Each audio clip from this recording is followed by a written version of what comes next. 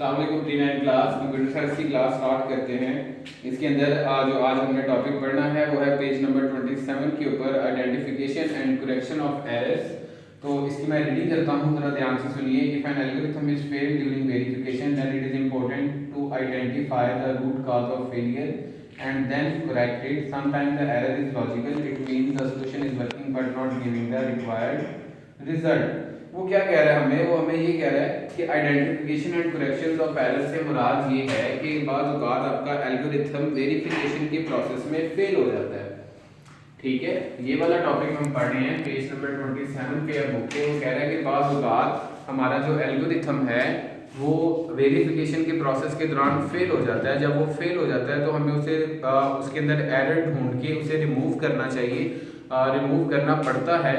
तो जब हम उसे रिमूव करते हैं तो क्या उससे फ़र्क पड़ता है, उससे ये फ़र्क पड़ता है कि हमारा एल्गोरिथम वेरिफिकेशन के प्रोसेस में पास हो जाता है या वेरिफिकेशन के टेस्ट में पास हो जाता है। ठीक है, अगर जब तक वो वेरिफिकेशन के प्रोसेस में पास नहीं होगा तब तक हम लोग अपने एल्गोरिथम को रन नहीं कर सकते या वो हमारे किसी काम का नहीं है। ठीक है, तो बाज़ बात वो कह रहे हैं एल्गोरिथम के अंदर जो एरर्स होता है वो सिंटैक्स का एरर होता है, उसमें लिखा नहीं जाता, लिखने में गलती होती है, उसे हम रिमूव कर सकते हैं आसानी से। लेकिन बाज़ बात जो हमारा एरर है वो लॉजिकल एरर होता है, और जब वो लॉजिकल एरर होता है तो उसे ढूंढना काफ़ी मुश्किल हो जाता है, क्योंकि वो लॉजिक का एरर होता है, उसमें एल्गोरिथम काम तो कर रहा होता है लेकिन हमें हमारा रिक्वायर्ड रिजल्ट नहीं दे रहा होता। ठीक है, तो इसके अंदर आपने ये पहला टॉपिक ही करना है, पहला पैराग्राफ ही करना है, जिसके अंदर उसने सिर्फ इतना बताया है कि एल्गोरिथम अगर फेल हो जाता है वेरिफिकेशन के प्रोसेस के दौरान तो ये हमारी जिम्मेदारी है, ये हमारे ऊपर ज़रूरी है कि हम लोग जो है उसको वेरीफाई करें, उसमें उसको दोबारा से देखें और उसमें जो रूट काज आ रही है एरर्स की या फॉल्ट आने की उसको रिमूव करें। क्योंकि बाज़ बात ऐसा होता है कि हमारे एल्गोरिथम के अंदर सिंटैक्स एरर नहीं होता या रन टाइम एरर नहीं होता, बल्कि लॉजिकल एरर होता है, जिसकी वजह से हमारा प्रोग्राम एल्गोरिथम काम तो कर रहा होता है लेकिन वो हमें हमारा रिक्वायर्ड रिजल्ट नहीं दे रहा होता। ठीक है जी, अब आगे चलते हैं, अगले टॉपिक पे आ जाए। अगला टॉपिक है ट्रेस टेबल। ये पेज नंबर 28 के ऊपर है ट्रेस टेबल। ट्रेस टेबल में मैं जितना रीड करूंगा आप लोगों ने सिर्फ उतना ही याद करना है, इससे ज़्यादा की नहीं याद करना। तो ट्रेस टेबल क्या होता है सुनिए ज़रा। A trace table is a technique used to test algorithm in order to make sure that no logical errors occur in while the algorithm is being processed. The table usually takes from the form of multi-columns, multi-rows table, which each column showing names of data and each rows showing values of data at each steps. ये तकरीबन 5वीं line के start तक steps तक आपने इसको निशान लगाना है। और इसमें ट्रेस टेबल होता क्या है, वो कह रहे हैं ट्रेस टेबल एक टेक्निक है जिसकी मदद से हम एल्गोरिथम्स को टेस्ट करते हैं और इस बात को श्योर करते हैं कि इसके अंदर हमारे एल्गोरिथम के अंदर कोई भी लॉजिकल एरर ना मौजूद हो।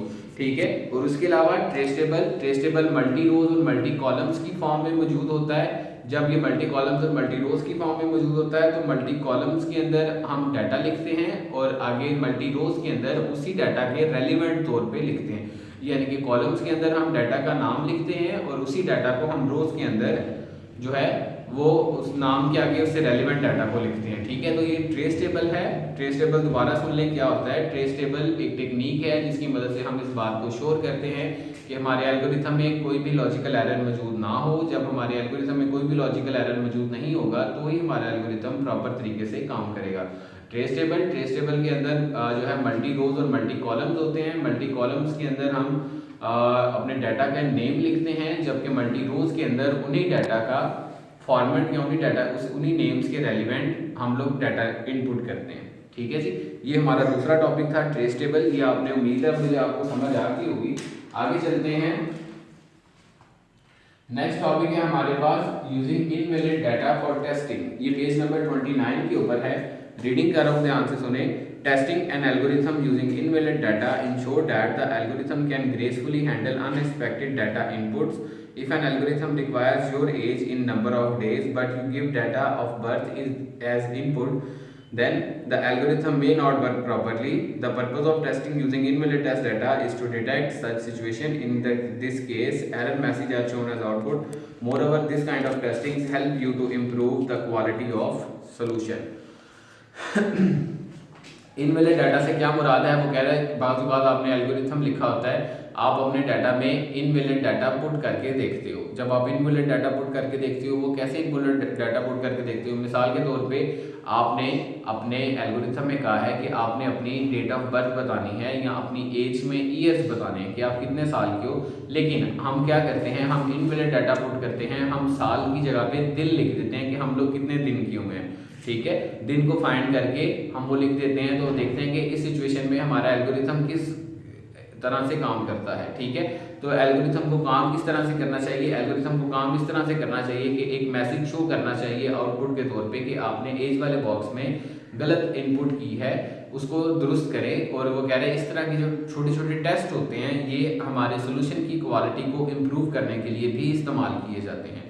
ठीक है, तो ये यूजिंग इनवैलिड डाटा टेस्टिंग ये आपने सारा करना है, इसको याद करना है और अच्छी तरह से जो है आपने इसको तैयार कर लेना है। इसके बाद आगे चलते हैं, आगे हमारे अगले नेक्स्ट पेज पे एक्सरसाइज है। हमारे नेक्स्ट पेज पे एक्सरसाइज के चंद क्वेश्चंस हैं। एक्सरसाइज 1.1 है, पेज नंबर 30 के ऊपर। इसके अंदर जो सेकंड नंबर क्वेश्चन है वो हमें कह रहा है define problem analysis, explain your answer along with an example. तो प्रॉब्लम एनालिसिस क्या होता है और आगे उसका आंसर को एक्सप्लेन करें। तो बच्चे प्रॉब्लम एनालिसिस हम कहते हैं अंडरस्टैंडिंग द प्रॉब्लम को।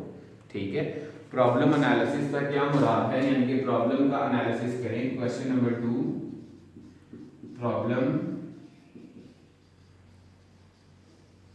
एनालिसिस। तो प्रॉब्लम एनालिसिस बच्चे हम कहते हैं प्रॉब्लम अंडरस्टैंडिंग को या अंडरस्टैंडिंग द प्रॉब्लम को।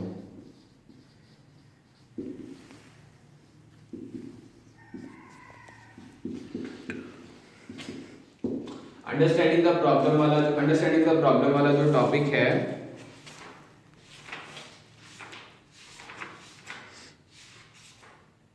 अंडरस्टैंडिंग वाला जो प्रॉब्लम का टॉपिक है वो आपके पेज नंबर 3 के ऊपर है। तो पेज नंबर 3 के ऊपर जो अंडरस्टैंडिंग का प्रॉब्लम का टॉपिक है वो जितना निशान लगाया हुआ है वो सारा करना है। सबसे पहले तो ऊपर वो बता रहा है कि प्रॉब्लम को अंडरस्टैंड करना कितना ज़्यादा ज़रूरी है। उसके बाद वो ये बता रहा है कि इसमें एक टेक्निक हम इस्तेमाल करते हैं जिसे हम 5 Ws कहते हैं। तो 5 Ws वाली टेक्निक जो है ये बहुत ज़्यादा इंपॉर्टेंट है, इसको लाजमी आपने करना है। ठीक है जी, तो ये हमारा क्वेश्चन नंबर 2 था। आज हम इतना ही करेंगे, इसके कल हम अपनी एक्सरसाइज को कंप्लीट करेंगे, लेकिन उससे ज़्यादा ज़रूरी है कि आपको आज जो पढ़ाया गया है 3 टॉपिक और एक एक्सरसाइज का क्वेश्चन, आप इसको अच्छी तरह से याद करें।